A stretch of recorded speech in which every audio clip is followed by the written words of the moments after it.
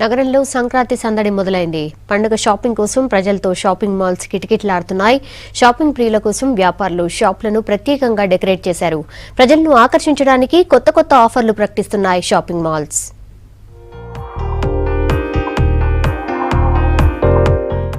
సంక్రాంతి సంబరాలు అప్పుడే మొదలయ్యాయి. 3 రోజుల పండుగ కోసం షాపింగ్ చేస్తున్నారు జనం. దీంతో సిటీలోని పలు సెంటర్లలో హడావిడి కనిపిస్తోంది.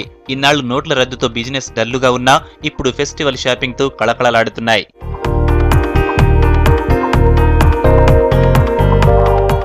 ఏ సెంటర్ చూసినా జనంతో కోలాహలంగా మారింది. ముఖ్యంగా కిడ్స్ సెక్షన్ కొనుగోలుదారులతో సందడిగా కనిపిస్తుంది.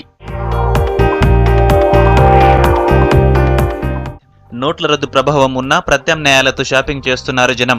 స్వైపింగ్ మిషన్స్ ఉండడంతో కార్డులతో ట్రాన్సాక్షన్ చేస్తున్నామంటున్నారు. షాపింగ్ బాగానే అవుతుందండి, ప్రాబ్లం ఏం లేదు. క్యాష్ అవైలబిలిటీ ఆల్ బ్యాంక్స్లలో అవైలబుల్ ఉంది ఇప్పుడు present. So most of the times మేము షాపింగ్ వచ్చేసి క్రెడిట్ కార్డు, డెబిట్స్ కార్డు తోటే చేస్తుంటాం. సో ప్రాబ్లం ఏం లేదు, షాపింగ్ బాగా అవుతుంది. ఆఫర్స్ బాగానే ఉన్నాయి. ఇక్కడ షాపింగ్ లో కొంచెం డిస్కౌంట్స్ అవి బాగున్నాయని చెప్పేసి ఇక్కడ వచ్చాము.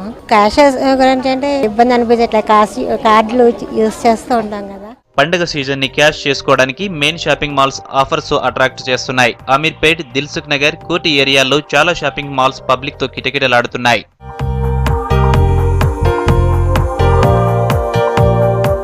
నోట్ల రద్దు ప్రభావం సంక్రాంతి షాపింగ్ పై కాస్త చూపిస్తుందంటున్నారు వ్యాపారులు. జనవరి 1 ఆ తర్వాత సంక్రాంతితో సేల్స్ కాస్త పెరిగాయంటున్నారు.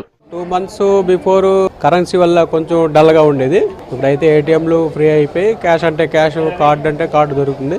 దానివల్ల ప్రజలకి ఎటువంటి ఇబ్బంది లేదు. ఎవ్రీ ఇయర్ మాకు నవంబర్, డిసెంబర్ నుంచే సంక్రాంతి గిరాకు అనేది చాలా హెవీగా ఉండేది. ఇప్పుడు ఈ టైంకి నాకు ఈ ఫ్లోర్ అంతా కిటకిటలాడుతూ ఉండేది.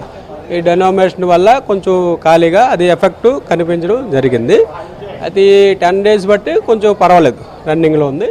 సంక్రాంతి సీజన్లో అమ్మకాలు పెరగడంతో ఆనందం వ్యక్తం చేస్తున్నారు వ్యాపారులు.